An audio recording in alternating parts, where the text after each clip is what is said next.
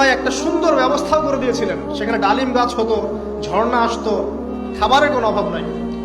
হাদিস এসেছে 500 বছর সে ইবাদত করছে। কত বছর? কিয়ামতের মাঠে এই ব্যক্তির অবস্থা এমন হবে, তাকে জান্নাতে প্রবেশ করানোর জন্য নিয়ে যেতে বলা হবে, যাও আমার রহমতে জান্নাতে চলে যাও। আল্লাহ পাক তাকে এই কথাটা বলবেন। কিন্তু এই ব্যক্তি বলবে আমার আমলের কারণে আল্লাহ পাক বলবেন আমার রহমতে জান্নাতে চলে যাও। ব্যক্তি বলবে আমার আমলের কারণে।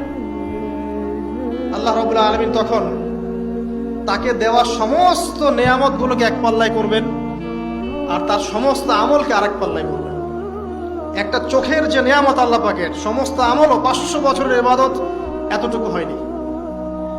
তারপর তাকে বলা হবে ওকে জাহান্নামে নিয়ে যাও।